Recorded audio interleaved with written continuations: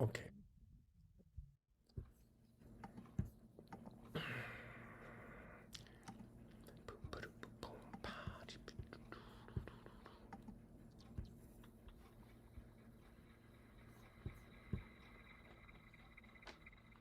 There it is. Good evening, everybody, and welcome to the Unitarian Universalist Multiracial Unity Action Council third Wednesday Vesper service for August. I'm the Reverend Dr. Matthew Shear, your host for tonight. Our celebrant tonight is the Reverend Denise Tracy, and her topic is Beyond Words, seeing beyond our assumptions and learning to see to the heart of life. Reverend Tracy tells us, I grew up in a Caucasian town. My world was completely one color. My church taught me to see beyond color. Adopting brown children opened my heart, mind, and life and faith to understand a unity and complexity beyond words. And the Reverend Denise Tracy was ordained at the 1974 General Assembly in New York City. At the time, she was the 8th woman to be employed in UU ministry. Her first church was in Greater Lansing, Michigan, and it quadrupled in worship attendance under her tenure, and the congregation had to build a new worship space to accommodate the congregation. She was the first woman and the youngest person to hold a position on the UUA staff as a district executive, where she served for 8 years until she was diagnosed with stage 4 breast cancer. After recovering, she became a consultant for the Alban Institute for 17 years. She is currently retired, but that is not a word that describes her life. She has 3 adopted children and 3 grandchildren. Her husband, Bill Decker, passed away this past December. They had been together for 46 years. Take it away, Reverend Tracy. All right. No, we're not. I got to do the opening words. I am in Southwest Michigan, and I'm here with my daughter and 2 of my grandchildren, and they are going to help me with a couple of things. But I want to start with the opening words for tonight. And the opening words are from the 1985 meditation manual compiled by the Reverend Charles S. Stephen, Jr.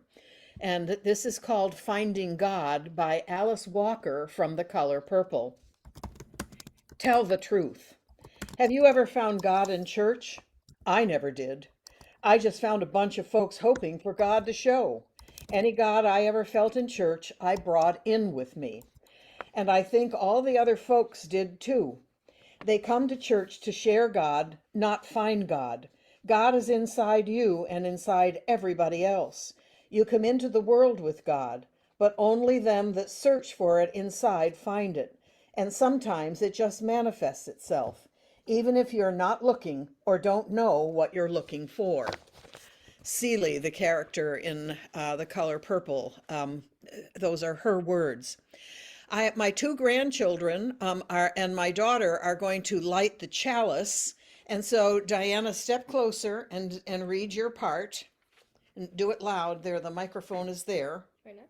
Yep, right now. We light this chalice for the differences between us. Okay, and then Alex. May we find connections that build our community into one human family. Okay, all right. And now my daughter Tracy Boontib is going to light the chalice and put it behind us so that, there you go, honey. Good job. Walk over, careful. Let her go. All right.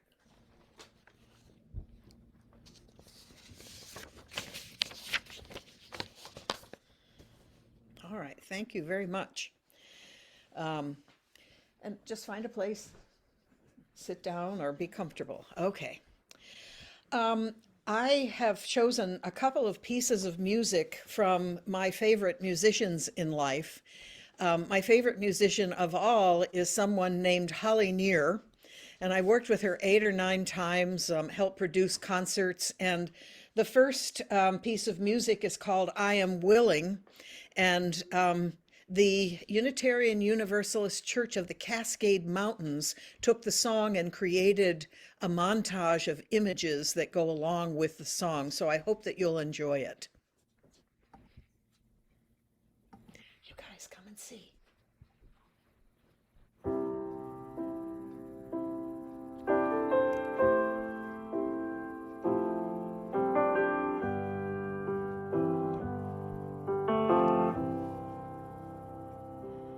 I am open and I am willing, for to be hopeless would seem so strange. It dishonors those who go before us, so lift me up to the light of change. There is a hurting in my family, and there is sorrow in my town. There is a panic all across the nation, and there is wailing the whole world round. But I am open and I am willing, for to be hopeless would seem so strange. It dishonors those who go before us, so lift me up to the light of change. May the children see more clearly, and may the elders be more wise.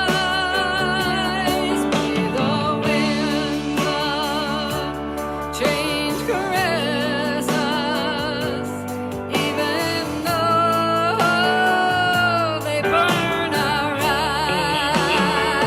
But I am open and I am willing, for to be hopeless would seem so strange.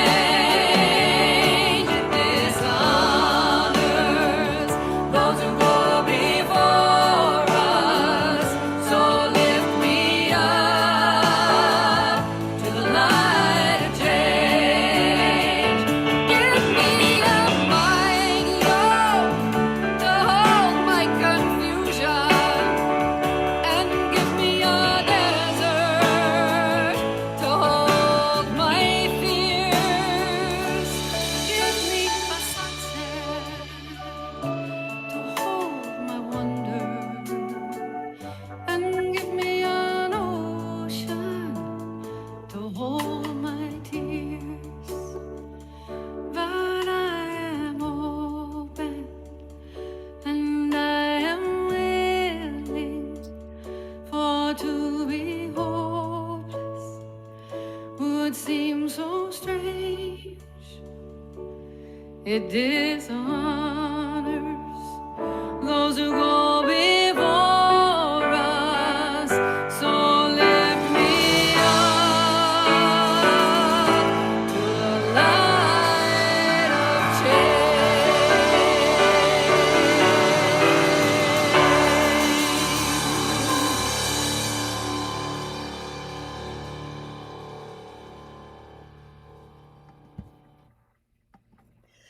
Our second, I always like to have a part of the service that is more, explains the message more simply. It's like a children's, I always have a children's story. And this is not so much a children's story as a piece about a child and how this child changed the community that they lived in. And it's, I don't know if you're familiar with the CBS newscaster, Steve Hartman, but he took over On the Road for Charles Kuralt, and then he also does a piece on the Friday night CBS News, which is replayed on CBS Sunday morning. And this is called Good Neighbors. And I just think it's the most charming way of retelling the point of this sermon. So I hope you enjoy it.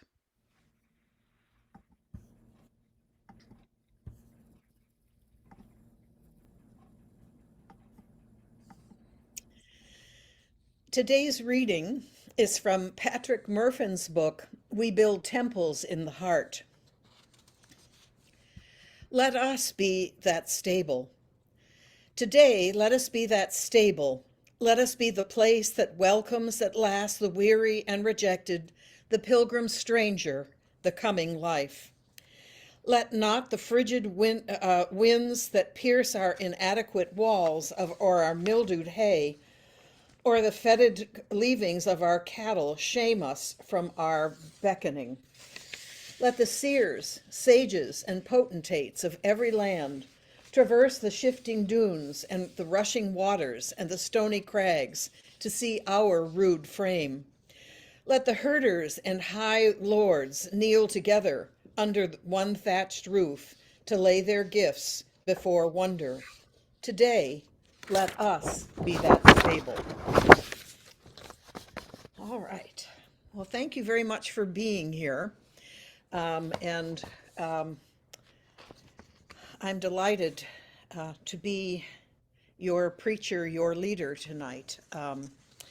This sermon is called Beyond Words. Denise, is it time for the mission, etc., of UMIAC before you Yes, launch please. into the Yes, sermon? please do that now. All And right. then I'll do the sermon. All right, then. It is the mission of the Unitarian Universalist Multiracial Unity Action Council to foster activities for multiracial unity and to counter racism and neo-racism through worship, education, bearing witness, and other actions, and to find and engage like-minded individuals and groups. We affirm the inherent worth and dignity of every person and strive to defend freedom, reason, and tolerance as articulated in the 7 principles of Unitarian Universalism adopted in 1985. This includes promoting their use in individual congregations through congregational autonomy and in our own actions. We envision our congregations, associations, and communities as being not colorblind, but color appreciative, as judging and treating people by the content of their character, not by the color of their skin, their cultural heritage, or other identity, and as treasuring diversity in the context of Martin Luther King Jr.'s beloved community, and we call this vision multiracial unity. And this is the goal, this is the prize, we say, for the unity of the light and dark-skinned people of the world. Our next service will be September 16th. The Reverend Emmy Lou Beecher will be our celebrant. It's going to be called The Cat Got the Yarn. She says, when a cat gets hold of a skein of yarn, it shreds it, leaving something almost unrecognizable. Recent years have shredded the United States both culturally and physically. What do we do now? If you're here, if you got a emailed invite for this service, you'll be good to go for the next one, and we promise there'll be less confusion about what URL to go to. But if you are new to us and you want to make sure you get it, there's the address, bjeanwalsh@outlook.com, and we'll get you right. And past services are archived at uumuac.org. Scroll down on our homepage, and you get the link for the 3rd Wednesday worship services. But wait, there's more. We also have a couple of books that we have put together. The first one, Toward Multiracial Unity, Fighting Neo-Racism in Unitarian Universalism, which is selected articles from our publication, The Arrow, and available at Amazon. And then there's a more recent book called Neo-Racism, From Jim Crow to White Supremacy Culture, by our founder, the late Reverend Dr. Finley Campbell. And now back to Denise Tracy. All right. The last vacation I took with my parents was to visit Williamsburg. My husband, our children, and my parents met and traveled to Yorktown, Gettysburg, to Blandford, and to other Revolutionary and Civil War battle sites. At one point, all of us boarded a bus for tourists to get from one place to another. My family got on the bus, and as we found seats, I noticed my father had chosen to sit away from us. He deliberately chose a seat next to a young African-American woman whose hair was styled in a complicated design of cornrows. As the bus began to move, I heard my father ask her, "How do you get your hair to do that?" I listened carefully. My dad was a curious man who talked to strangers regularly. His smile allowed him to approach nearly anyone. In fact, he once had a conversation with the painter Norman Rockwell, at the end of which Norman Rockwell asked if he could paint him. But back to the bus at Williamsburg. The young African-American woman with her hair in cornrows looked at my dad to see if he was judging her or making fun of her. She reviewed the situation and decided to trust him and began to tell him about the time and technique needed to create her hairstyle. My father listened carefully and attentively. After the explanation was given, he asked, "Could I do that with my hair?" She laughed and replied, "Probably not. You need more hair than you have." Then there was more conversation. By the time the bus stopped, the young woman and my father were talking back and forth about politics and about life. They had built trust because my dad stretched normal boundaries and approached a stranger and asked about her hair. In that moment, my childhood came alive to me. Every year in our town, 2 Mormon young men came to live and do their ministry. Each fall, our doorbell would ring and the bikes of the Mormons would be perched on our lawn. They would ring our bell, be invited in, and my father would question and argue matters of faith with them. My dad was the first visit of every new Mormon missionary for years, and they then stayed for dinner. They visited off and on for the whole year. My dad would never be a Mormon, and yet he was open to them. He challenged them and he respected them, and they returned the favor. My blue-collar dad, who never finished high school, had an openness and a curiosity that allowed him to talk and befriend anyone and everyone. He had an openness of mind and heart that allowed him to approach complete strangers and build a connection. This was beyond words. It was a sense of being valued and respected. You could sense it from him, and you knew it when he spoke to you or you spoke to him. I learned that the world was full of potential friends. Our dinner table was the site of both learning and friendship. A minister who had no arms came to preach at our church. The question was asked, who would be open to have this man go to lunch at their house afterwards? Others shied away. My dad raised his hand and volunteered. So after church that Sunday, we sat at the dinner table as this man cut his meat with his fork and knife held with his toes. Missionaries from Africa? Sure, we can house them. Visitors from Japan? Of course. I gotta make sure I got the right page here. Yep, I did. What I learned growing up is that everybody was a potential friend, that race, culture, and class made no difference to the value of conversation, of love, of friendship, and respect. My dad modeled a kind of interpersonal comfort in the face of our shared human story that allowed me to understand that outward differences were just that. My dad's ancestors had come to America in 1636 with a land grant from King George of England to settle the state of Connecticut.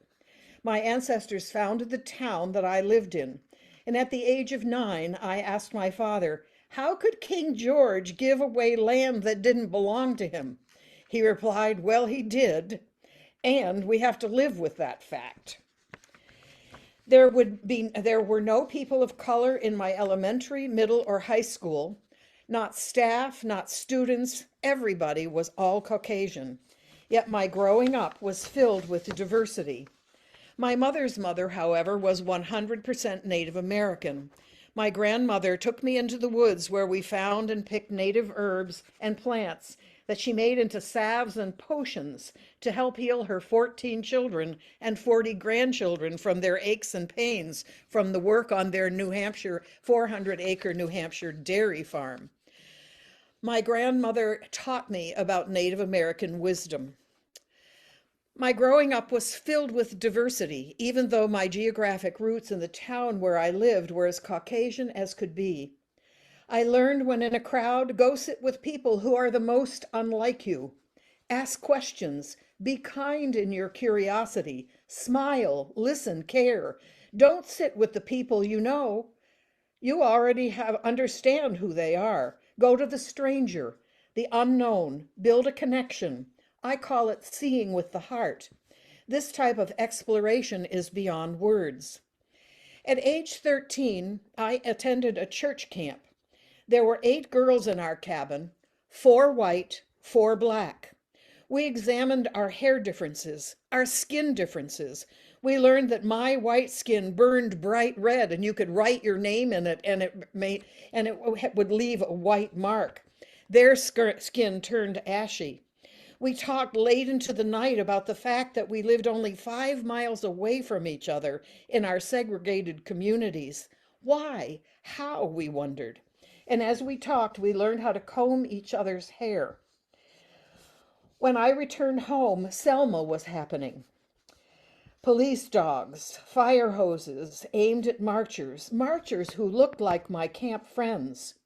Why? Our family asked, and we talked over dinner about civil rights. In my work building my first church, these skills honed in my birth family allowed visitors to feel welcomed. Families whose parents had different religions found our church comfortable. Different community groups met in our church because we invited them and were open to who they were and what they believed. Fair housing groups, neighborhood groups, a group for differently abled people. Our church quadrupled in worship attendance and then in members. When my husband and I adopted 2 daughters from Thailand, the lessons from my family gave me the opportunity again to exercise my childhood understandings of diversity. Fact: in 1976, as a result of the scientific work of Unitarian Universalist Rachel Carson and her book, The Silent Spring, our government outlawed the insecticide DDT from use in agriculture in America. However, corporate greed and racism allowed these same chemicals to be sold across Asia, and they were shipped there to be sprayed and spread on all of the women who were working in the fields. As a result, all over Asia, there were thousands of babies who were born damaged from DDT, crippled in a variety of ways. Our second child was one of these children. In Buddhism, if a child is born imperfect, the belief is that they have sinned in another life. They must live a good life now, and then they will be reborn perfect in their next life. There is a tremendous prejudice against these imperfect children that were born as a result of the United States not sending DDT all over Asia. There's tremendous prejudice against these imperfect children, and they were not adopted. As a result, there were thousands of DDT babies across Asia. No one wanted a child tainted by sin. We adopted our daughter knowing that she had limits, and we were willing to learn about her culture and race, knowing that we had much to learn. We adopted this second daughter when she was 14, and she chose to come to America to give up everything familiar. She's the bravest person I know. We lived in Oak Park, Illinois. At that time, it was the most integrated community in America. Yet still, the racism in the schools was difficult to respond to. Building relationships with teachers, neighbors, stepping into a multicultural world was challenging yet fulfilling. Our daughter has intellectual and physical disabilities, and both she and our family received tremendous support in her schooling and upbringing. This added to her physical handicaps and meant that her yearly individual education plan, the IEP that many people know about, had the most staff of any child in the history of Oak Park's school system. At one point, 37 staff gathered to figure out what her plan would be for the coming year and what we needed to do to be able to meet her needs so that she would be able to grow up and be a fulfilled and active adult. She has done so. She is now 50 years old and she is sitting right behind me. And this past May, 36 years after she came to America, I took our family to Thailand for 2 weeks so that my daughter could reunite with her birth country of Thailand. We took her husband and 3 children so that they could understand more about their Thai heritage. The United States was responsible for some 7,000 crippled children, one half of all of the crippled children in Thailand. And those 7,000 children were in the orphanage system in Thailand. These 7,000 children were adopted across the globe.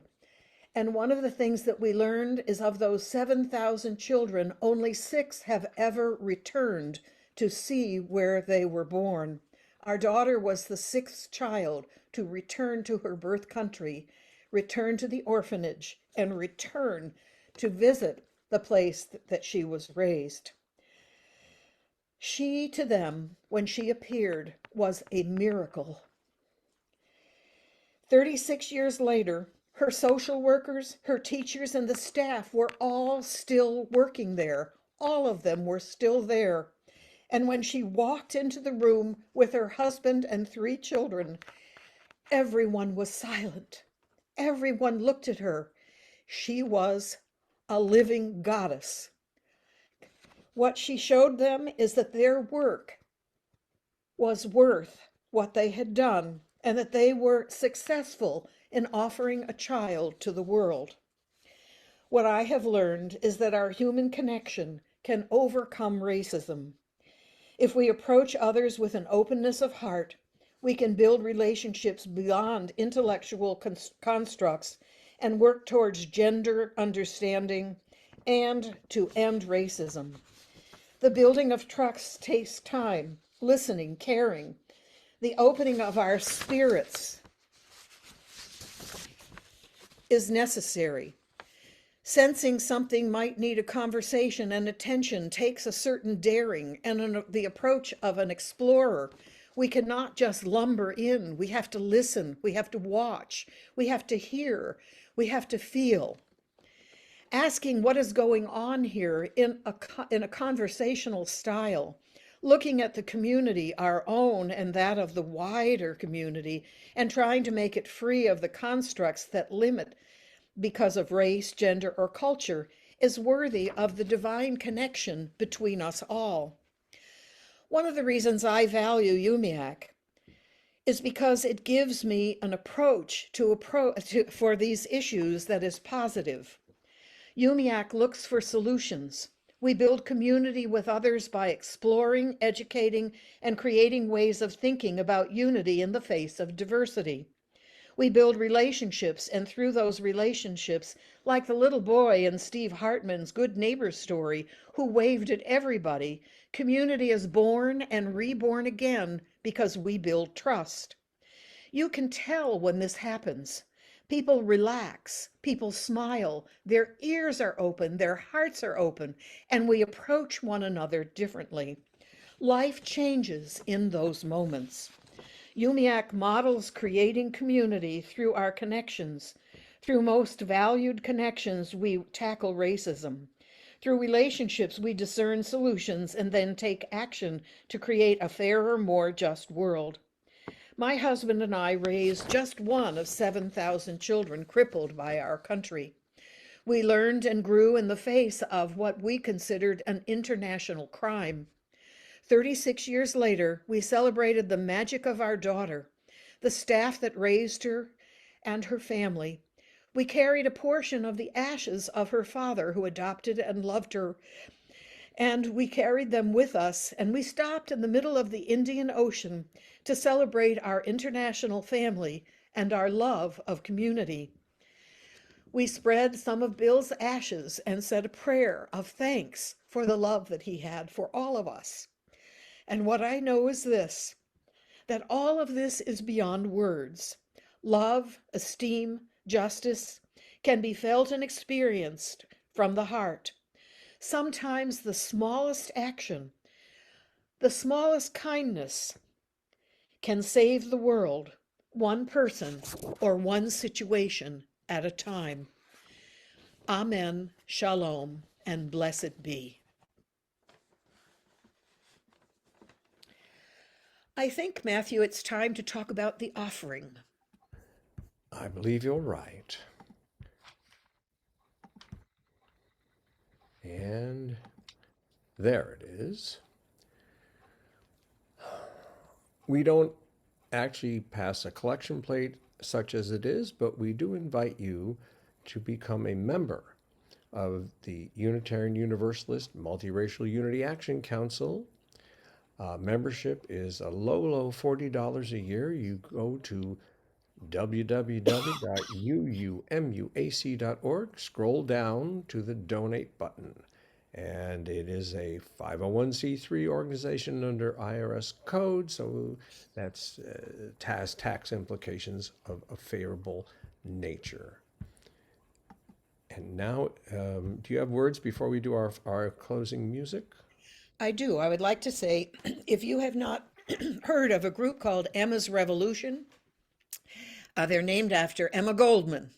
And they do a lot of backup singing for Holly Near, which is how I know them. And they've been at General Assemblies, and they go to many, many Unitarian Universalist churches doing concerts. Pat Humphreys and Sandy O are the two women. And this song is called Keep On Moving, and I think it's kind of our theme song. So let's listen to it and celebrate.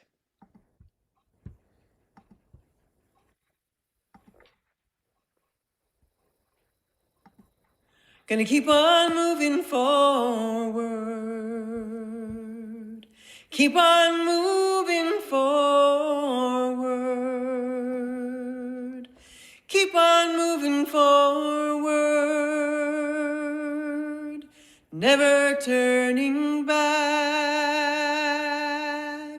Never turning back.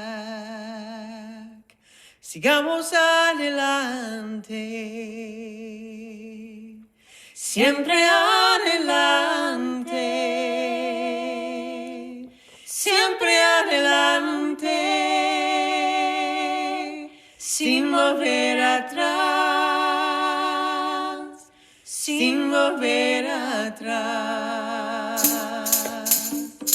Gonna keep on loving boldly. Keep on loving boldly. Keep on loving boldly.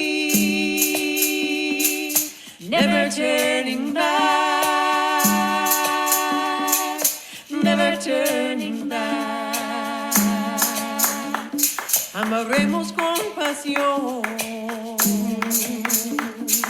Siempre con pasión. Siempre con pasión, sin volver atrás, sin volver atrás. Gonna reach across our border, reach across our border, reach across our border. Never turning back, never turning back. Y vamos sin fronteras, siempre sin fronteras, siempre sin fronteras, sin volver atrás,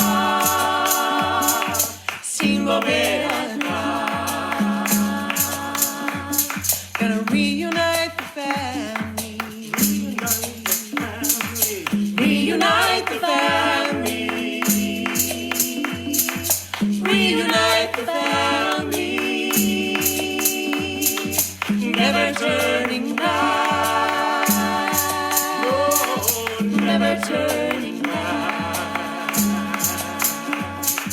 familias reunidas, siempre reunidas, siempre reunidas, sin volver atrás, sin volver atrás. Gonna keep on moving forward. Keep on moving forward.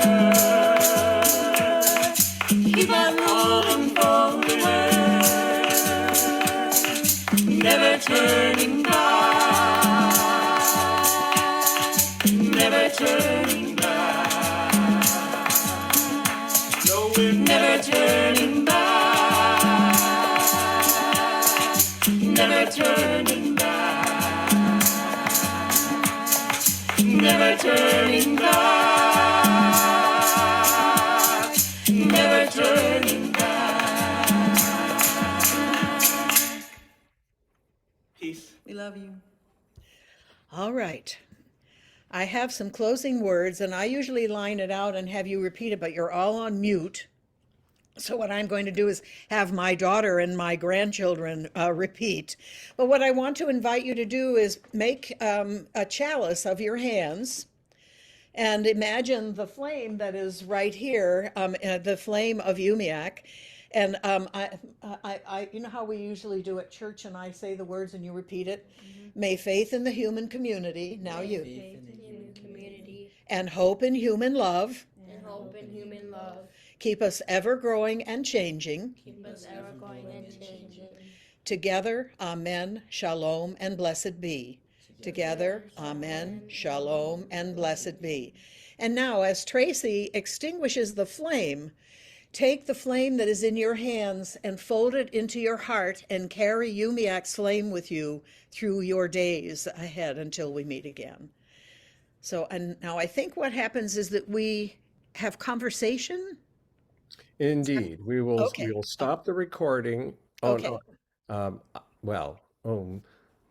Yes. I should say. I know. Some people like to keep the recording going. Some people don't.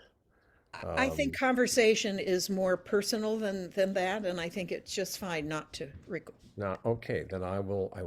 I will stop the recording, and people can please indicate by either raising your hand like so, or using the raise hand function in your Zoom, and to wait to be recognized and then unmute.